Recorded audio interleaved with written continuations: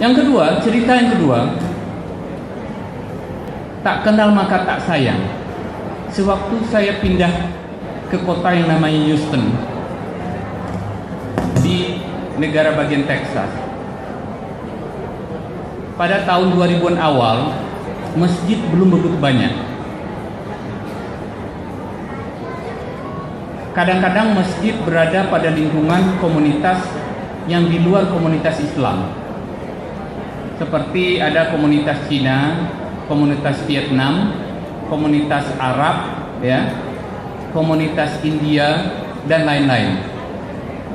Kebetulan ada masjid di dekat komunitas Vietnam. Pada satu Jumat, pada hari Jumat, alhamdulillah, karena dekat rumah, saya berkunjung ke masjid tersebut, di masjid yang dikelola oleh komunitas Pakistan dan India, tetapi berada pada lingkungan orang Vietnam. Apa yang kejadian? Saya masuk masjid itu, ternyata yang mempunyai tampang Minang ini, ya, itu hanya saya sendiri. Yang lain tampangnya adalah saudara-saudara kita yang dari India dan Pakistan. Setelah sholat Jumat, mereka menghadang saya di pintu. Saya bilang, tunggu Pak, tunggu. Saya bilang, kenapa saya dihadang? Nggak boleh keluar. Terus dia nanya, Bapak dari mana? Saya orang Indonesia. Terus dia bilang, saya nggak percaya, karena lingkungan di sini adalah lingkungan Vietnam. Bapak mu'alaf? Enggak, saya bukan mu'alaf, saya seorang Muslim. Dia juga nggak percaya. Kenapa? Tampang saya adalah tampang Vietnam.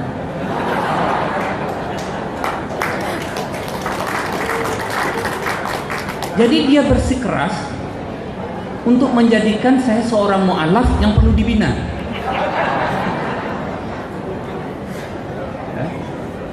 Terus Pak, kita duduk dulu, saya bilang, duduk. Saya benar, saya orang Indonesia. Ya. Jadi bukan hari ini aja saya dipertanyakan apakah saya orang Indonesia apa tidak.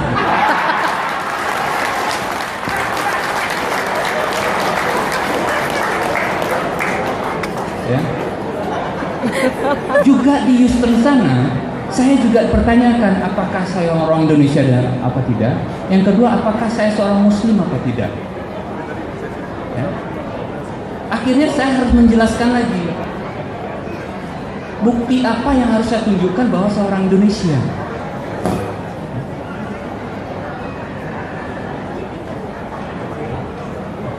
Akhirnya singkat cerita, jadilah pertemuan pertama di komunitas itu.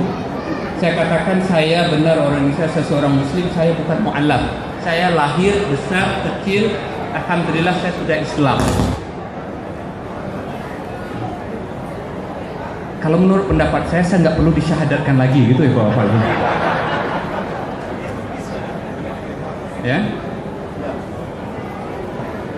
Jadi itu cerita kedua, tak kenal maka tak sayang. Cerita ketiga, anak yang real ini barusan sekitar 2-3 minggu yang lalu.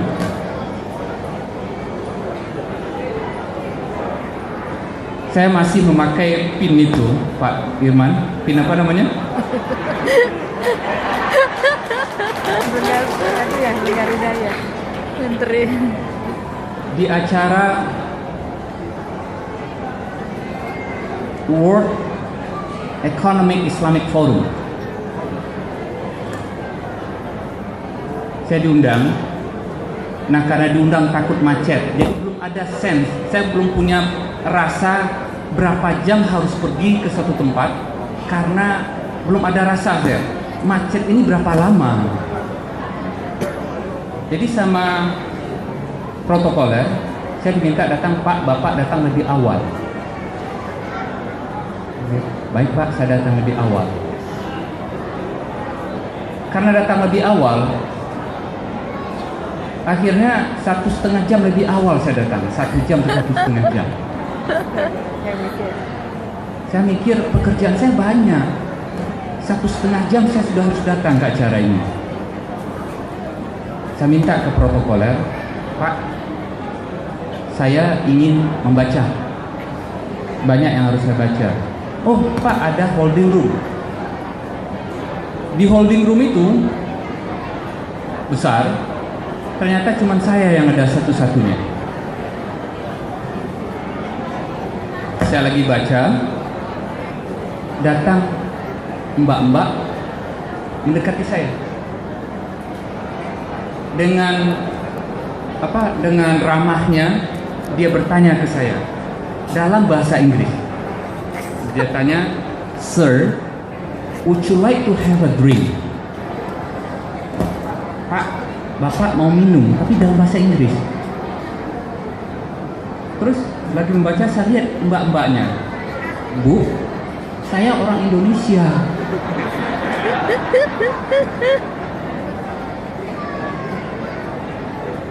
Ini saking gak terkenalnya.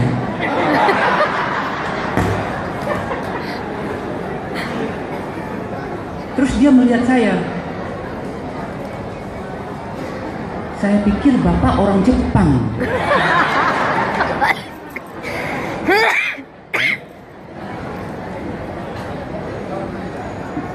Terus saya katakan, Bu, enggak Bu, kebetulan ada name tag itu yang seperti yang bapak pakai, yang di sana. Saya bilang, ini nama saya Bu.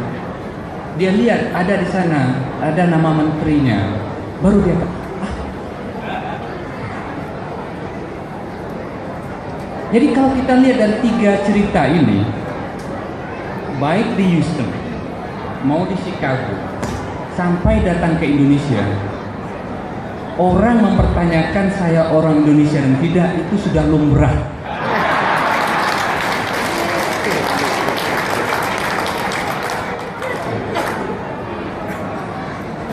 Terus bagaimana sikap saya? Alhamdulillah, ya. Kata Allah, Bismillahirrahmanirrahim, menyangkut ilmu, ya. Qul, kata Allah, katakan, ya. Hal yastawil ladzina ya'lamuna. Ya, kata Allah apa? Apakah sama yastawi? Apakah sama, ya, orang-orang yang berilmu? Nah, ini menyangkut ilmu mengenal satu sama lain. Allah mengatakan, apakah sama orang yang berilmu? Kemudian apa lanjutan ayat ini? Walladzina la ya'lamuna, ya, walladzina la ya'lamuna. Apa kata Allah? Dan orang-orang yang tidak berilmu. Allah mempertanyakan itu. Apakah sama orang berilmu dengan orang yang tidak berilmu? Ya. Nah, untuk itulah, ya, mulai dari Padang ke Bandung, ke Jakarta, kemudian sampai di Amerika, ada satu niat saya mencari ilmu. Semakin banyak ilmu dicari, ternyata semakin haus kita akan ilmu tersebut.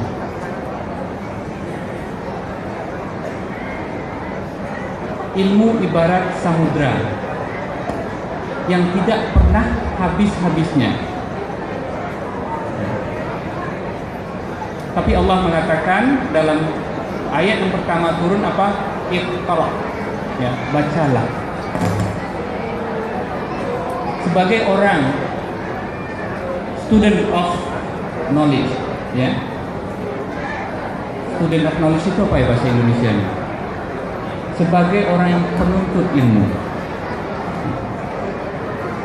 Satu saat kalau merasa ilmu yang didapat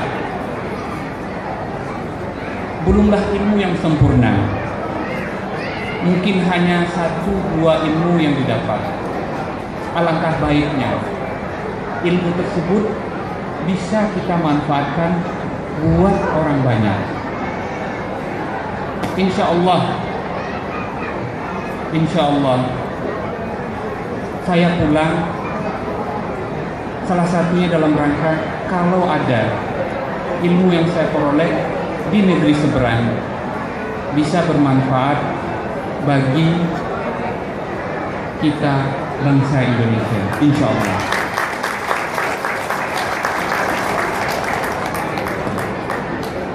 Dalam menuntut ilmu ada adabnya. Yang pertama adalah ikhlas karena Allah. Jangan menuntut ilmu karena ingin mendapatkan sebuah jabatan. Kenapa? Semua sudah digariskan oleh Allah. Tidak mungkin Allah akan menukar rezeki Bapak Bupati dengan Bapak Wakil Bupati. Yakinlah. Tidak mungkin kalau Allah tidak berkehendak akan menukar jabatan Bapak Irman Gusman dengan Bapak Bupati. Tidak akan mungkin.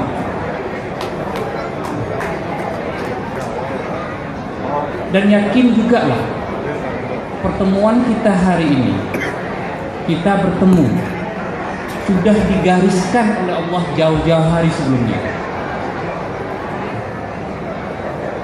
Yang berbeda adalah berapa minggu yang lalu ketuanya datang ke tempat saya untuk minta saya datang, tapi itu juga sudah digariskan. Pada saat itu dia datang dan saya punya waktu hari ini. Alhamdulillah.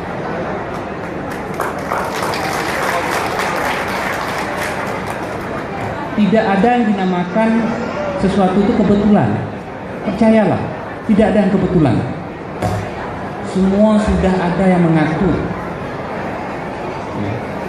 Cuman langkah kita, ya, langkah kita ada saja yang membuat sehingga kita bisa bertemu. Bagaimana kita menyikapi kalau terjadi sesuatu di luar kemauan kita?